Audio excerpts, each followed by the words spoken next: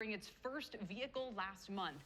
That car, the Lucid Air, was just named Motor Trend's 2022 Car of the Year. And get this, it's the first time an automaker has won the award for its very first car. Lucid shares are up 84% in the past month as investors pile into the EV trade.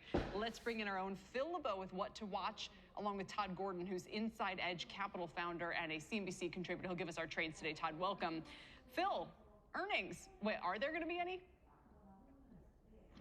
No, and I think we're just seeing these guys start up production. Their first deliveries were at the end of October. So you're looking at really basically close to pre-revenue.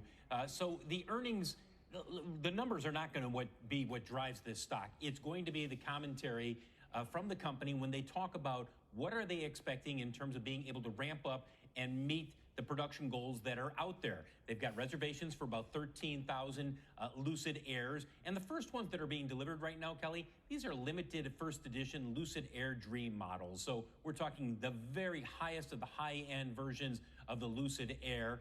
And so the question becomes, once you get past this and you start to ramp up production next year, will you be able to meet your goal of, let's say, 20,000 vehicles being sold next year and then move up from there? That's really going to be what's driving the stock. All right, Todd, we used to always hear people say about Tesla that they loved the car but didn't love the stock.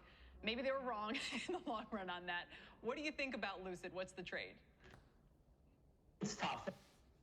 Pre-revenue, I think they have 13 for this Lucid Air. This is the car that was Motor Trend's Car of the Year. It's really, really amazing. They're going after this kind of luxury, high-end target audience. It's a high-performance car. Starts at $75,000.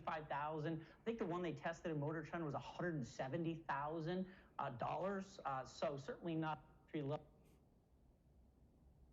520-mile range, and this thing has like 1,100 horsepower. I don't know what you do with that.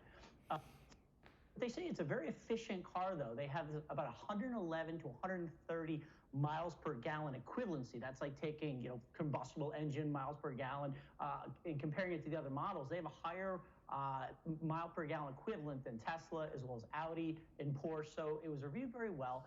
The chart broke out. 29 was obviously the breakout. Hasn't looked back since. I don't own it. I own Tesla.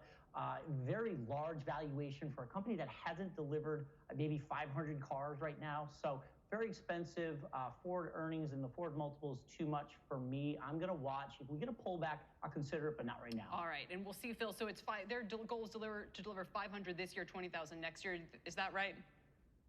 Correct. Correct. And so, again, it's all about the ramp up in production, Kelly. It's one thing to produce your first editions, which are spectacular, and nobody's arguing that the Lucid Air Dream model is not spectacular. And the Motor Trend Award speaks to that. The question becomes, if you're an investor, can they meet the production goals that have been outlined over the next couple of years? All right. Phil LeBeau, thank you very much, sir. And